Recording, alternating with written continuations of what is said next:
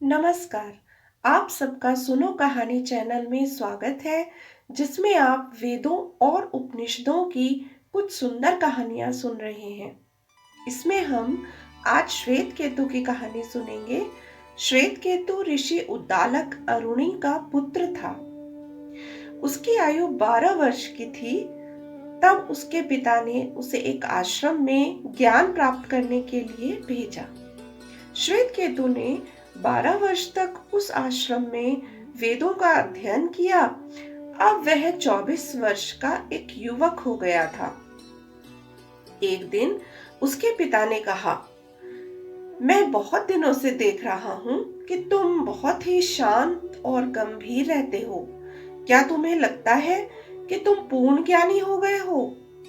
परंतु क्या तुमने अपने गुरुजी से यह प्रश्न किया कि जो हमारी सोच से परे है उसका ध्यान कैसे करना चाहिए? जिसे हम सुन नहीं सकते उसे कैसे सुना जाए? और जो असीमित ब्रह्म है उसे साक्षात कैसे समझा जाए? श्वेत केतु आश्चर्यपूर्वक अपने पिता के प्रश्नों को सुनता रहा। फिर उसने जिज्ञासा पूर्वक कहा, पिताजी, शायद इन प्रश्नों का उत्तर मेरे गुरुजी भी नहीं जानते होंगे, नहीं तो वे स्वयं ही मुझे यह ज्ञान देते। अब आप मुझे यह ज्ञान दीजिए। वह प्रार्थना करने लगा। श्वेत केतु को समझ में आ गया था कि अभी उसका ज्ञान अधूरा है। उद्दालक ऋषि ने जो ज्ञान दिया वह आप भी सुनिए, लेकिन जरा ध्यान लगाकर सुनिएगा। उद्दालक ऋषि कहते हैं कि प्रारंभ में एक ही सर्वशक्तिमान परमात्मा शक्ति थी, जिसे कहा गया एकमेव द्वितीयम। उस एक ईश्वरीय सत्ता ने फिर यह निश्चय किया कि मैं अनेक हो जाऊं, बहुश्यम।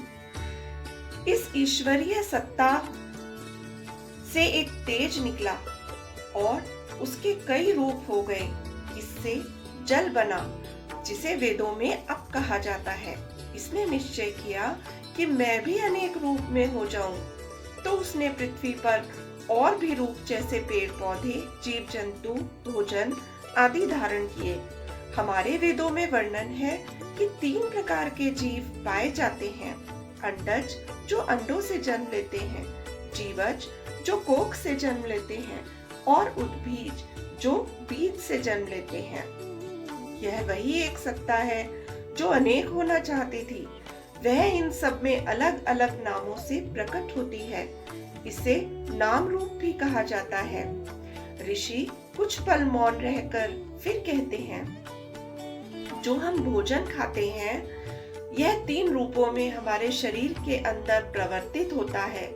जो ठोस पदार्थ है वो मल में, जो मध्यम ठोस यानी नरम भाग है वो मांस में, और जो उसका रस और सबसे खास भाग है वह हमारे मनस यानी मस्तिष्क को जाता है। जब कोई भी तरल पदार्थ पीता है वह भी 3 रूपों में हमारे शरीर धारण करता है। एक भाग जो सबसे गाढ़ा होता है मूत्र बनता है, जो बीच का भाग है वह रक्त बनता है, और जो सबसे शुद्ध भाग है वह हमारे प्राण को मिलता है। क्या आपने कभी साइंस में सुनी है ऐसी व्याख्या? कितनी अद्भुत ज्ञान है।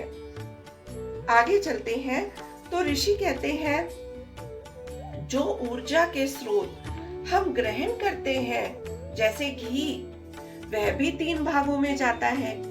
जो सबसे गाढ़ा पदार्थ है वह हमारी हड्डियों को मिलता है, जो बीच का भाग है वह नसों को मिलता है, और जो बहुत ही उत्तम और श्रेष्ठ भाग है वह हमारे वाक अंगों को प्राप्त होता है, जिन्हें स्पीच ऑर्गन्स भी कहते हैं। इसलिए जो हमारे शरीर के 3 सबसे उत्तम और ईश्वरीय ऊर्जा के कारक हैं वे मानस, प्राण और वाक है।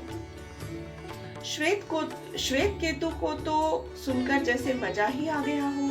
वह बहुत खुश हो रहा था। उसने कहा, हे भगवान, और ज्ञान दीजिए। मैं इसके विषय में और जानना चाहता हूँ। जो हमारा मनस या मन है, उसकी 16 कलाएं या भाग हैं। ऋषि बताते हैं, यदि हम 15 दिनों तक भोजन न करें और खूब सारा पानी पीते रहें तो भी जीवित रह सकते हैं। इसका अर्थ प्राण के लिए भोजन से ज्यादा जरूरी पानी है। इसी तरह से मनस के लिए भोजन आवश्यक है और वाक शक्ति के लिए ऊर्जा की आवश्यकता होती है। अब श्वेतकेतु ऋषि से मनस के बारे में और विस्तार से बताने को कहते हैं। तो ऋषि अरुणि बताते हैं कि एक उदाहरण सुनो। एक पक्षी है जिसको एक धागे से किसी वस्तु से बांध दिया जाता है।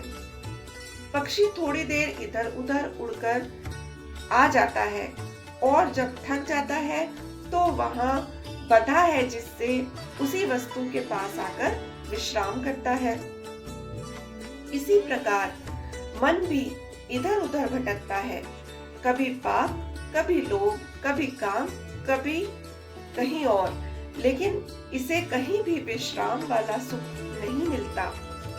फिर प्राण पर ध्यान आकर्षित करके मन को आत्म चेतना में लगाता है, जहाँ ब्रह्म शक्ति का ही एक रूप विद्यमान है।